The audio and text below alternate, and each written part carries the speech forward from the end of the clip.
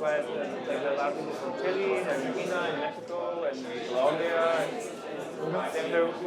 They're quite strong, quite opinionated. Yeah. Up to now, they haven't done. I mean, the official strike is Yeah, I know. Yeah, like a couple days. It's still but it's already shaping up. Did you see any other actions around like the California stuff? No, I haven't seen anything else. I mean, I've been in contact with them. Yeah. I've been following the Zoom. Well, I guess it's in 2 days, so it's, So most of the stuff will happen then. Yeah, but I mean, there's a pretty active chat group around this, and they're having some regular Zoom meetings. Yeah, but there seems like a pretty big internationally mixed group of people. So yeah, most of the leading is coming from. It sounded pretty cool that it was quite like international. Like that was very unusual. Like I was actually surprised that we had such a big, but reasonably big crowd. You know. Oh yeah, I mean, I think we pushed it a lot in our different chat groups, and we had some people from Fedora, from some FAO people as well, the old union, both union, the new union and the old union came. So. Yeah, of course. Yeah, it was nice to see like a lot of old faces as well. Yeah, it was funny because one guy, he came directly from the Hambach Forest protest. Yeah. He just arrived directly and they grabbed the banners directly out of the train or biked straight to the protest. That was pretty cool. Yeah. I had to go to the shift. I was afterwards, and I haven't seen all of you in ages. We never see each other in the streets. Yeah, we don't see each other anymore. Yeah, and this chat group is actually pretty nice because you have it's being really organized from all around. So you have like a lot of protagonism from like Chile, from Argentina, from Mexico, from the Latino community in the US, and so. No, I like that because obviously it's hard to mobilize something that happens on the other side of the world, right? Which is for this like totally different company and so on. But I think people feel it, when it's like when people talk about like precarity, about like this fake freelancing, about like unresponded deaths, when a rider gets killed and the company doesn't care or whatever. Yeah, of course. People here also feel that as well, they identify with it, like they know what it's like, and I think it sparks like this anger of like, okay, we have to all come together on this stuff. And especially we had all these different companies with different types of like freelancers as well. And so on. It's not like these things don't happen other places. Yeah. Like globalization has it easy, but all the workers are for themselves. It's a bit weird. Yeah, here in Germany, I think after Deliveroo left, it's all been employed companies. There's really no real freelancing app work anymore. Yeah. Well, maybe with like pet care or like house cleaning, but like there is actually a lot of that, and that's very invisible. I mean, that's the irony. I mean, we're invisible as hell because we're like shiny advertisement running around the place, but the cleaners and whatever care people, I don't know, of all sorts. Yeah. They're just people walking down the street and disappearing in a house. Yeah. No, they don't wear fancy logos or tiny boxes with a company name. Yeah, but in the rest of European countries, like these app delivery companies, they're mostly freelance. Like outside of Germany, you have like Uber Eats, which doesn't exist here. Yeah. And Deliveroo is still big in most European countries. It is. So and Wolt is freelancing. It is mostly. So most of like the. I think in Germany and Norway, maybe Sweden. I think they're like. Yeah, we thrown like socialist labor laws. Everybody has to be a worker, and pay your health insurance and holidays and sick days. And I think also in the US it's a little different because like Uber, they do have Uber Eats, but I think most of the people are most focused on the taxi driving, like Uber. And they're putting up all the resources. They have to buy their cars and they take the insurance. So Uber spends no money on anything, Anything basically. They get free money pretty much. They put an app and like they just take a commission off the sales and like there's a lot of like homeless people who live from Uber as well. That's true. California is unaffordable. Basically. Yeah. So they live in their car and then they do Uber Eats and Postmates and Uber and they make money like this. And then they camp out in the Walmart parking lot. Like Walmart parking lot, are like Uber driver.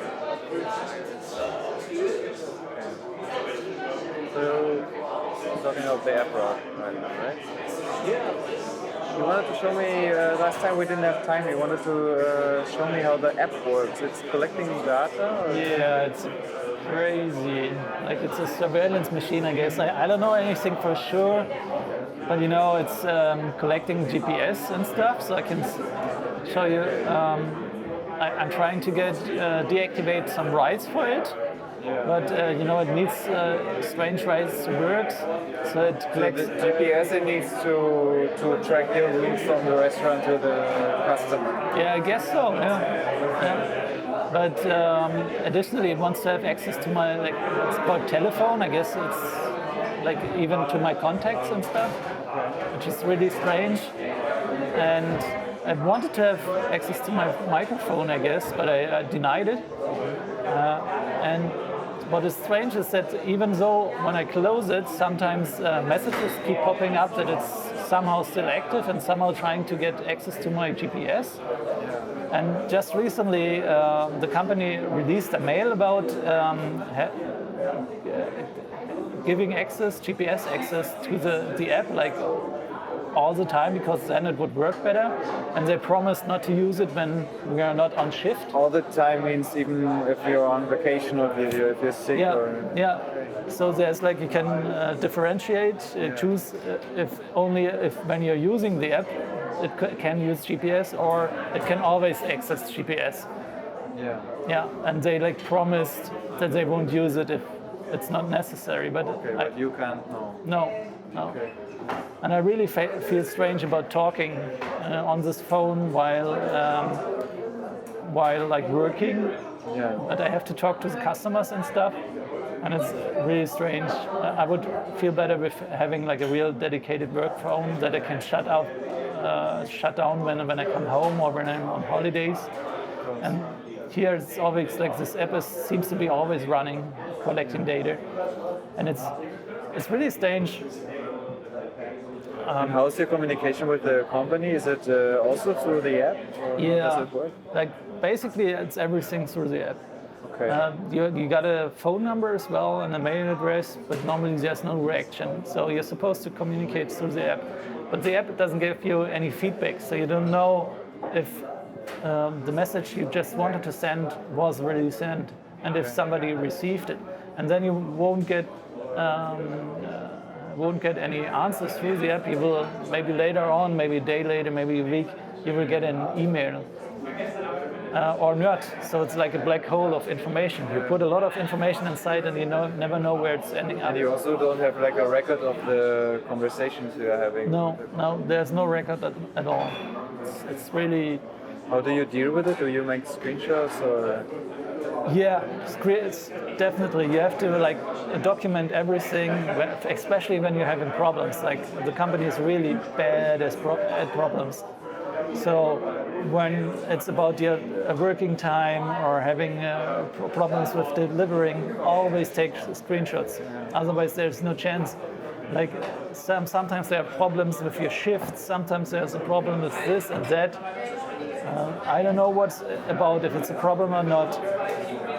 The only way I can prove it is by documenting it myself.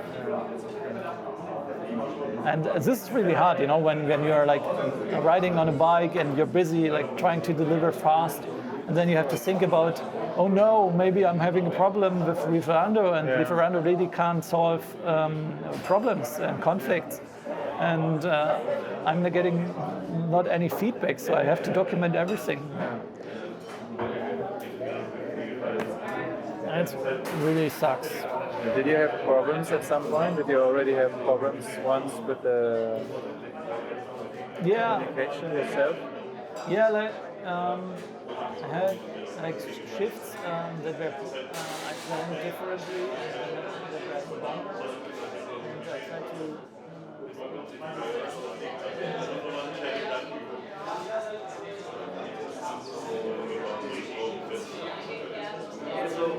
There's a big scandal now involved. They started this system, like originally you were supposed to be able to unbook up to 48 hours. No? Oh, really? That was like the golden old Fedora times. Yeah. But there was like a hack in the app, like something wasn't working, so people could just unbook whenever they wanted to. That's not a bad hack. Yeah, and so a bunch of people unbooked like last weekend when it was raining really bad. Yeah, okay. And Walt got really angry about this. So they're some people overuse it. And and like you overstepped their trust boundaries, blah blah blah. blah. And so now we're blocking the unbooking thing, and you can only unbook up to before 60 hours. Okay. And so now a lot of people are upset because that kind of ruins a bit the flexibility. It does, yeah. All right. I mean, 60 hours is, for me, that sounds like a luxury. Like at Fedora, we had fixed shifts, so you had confidence in your schedule, which is a nice thing as well, which we don't have anymore. And but you could get rid of those 7 days in advance, and that always, like after the 48-hour thing went away, that kind of, it was not a good deal, but it was like, 60 hours, I'd love that. Yeah. I think it's like the golden old times. Yeah. And it depends on how you want to look at it. Like if you just want to have a fixed work schedule, you say this is how I work always, and you can plan around that. But they claim flexibility, and that you can work when you want to. So, okay, so yeah, but I mean that's if I say I want to work tomorrow, but then I realize I can't, then I can be able to cancel that. So we always have this. I mean, one of the values in this job is the flexibility, and it's so many weird ways they're playing around with that all the time.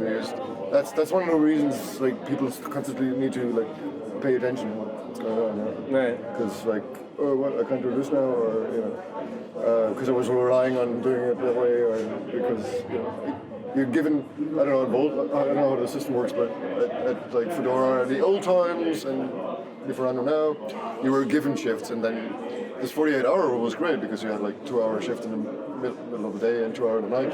They're like, no, I don't want that. No. I don't need a 6-hour break, which I can't really do, or 4 hour or whatever. No. And so like, kick something out of there. I was like, this is not worth my day, basically. I'd rather have a day. Or the other way around, get more shifts wherever you feel like it. Yeah. But that was probably, you couldn't just log in with Deliveroo, like in Germany at least. And you could, in the beginning you could log in, but then you had a schedule. You had to make a schedule. Yeah. And there was a scheduling time, which was Mondays. And depending on what level writer you were, you had different scheduling priorities. So like the top tier writers got A, they could log in, they could schedule at 8 and 10. Grab all the good stuff and then... Yeah, and then you had like 3, and then after 5, and then the bottom got the crumbs, Yeah. And so in summer, if you were unlucky and you wanted to work more, but you happen to have been in group 3 or whatever, then lovely. Yeah. And with Walt, for now, it's like the same as Deliveroo. For now, there's no groups. Everyone's at 10:30. But but it's the same. You have the schedule of the week, and you just take the shifts you want. It's not like in Lieferando where you give availability and then they assign the schedule to you. Then you maybe get something or maybe not. Here it's like you say I can work all day, but then you get like a 2-hour shift. Yeah. And 2 hour shift. Right. Here you get the shifts. You take the shifts you want. Yeah, that's actually quite. At least you know what you're doing. But for now they have the problem where it's like the shifts are very limited. So today at 10:34, there's almost no shifts left already. All right. Yeah. But I was still able to manage to put together a week somehow how I would like, but I think I'll get But I think I think they're reducing shifts because they're realizing that there are too many people around doing nothing, and I think they're making the shifts smaller, like the amount of writers on the shift smaller. Yeah, it's actually I'm actually surprised it doesn't happen too much now, but in the years ago, I guess it was every spring it was just disaster. Everybody just like, come on, give me work, which is the opposite. Like, I mean, you want to work and then you can't. But either way, I mean, it doesn't. It's always working against the people and not the other way around. There's always some insanity about it.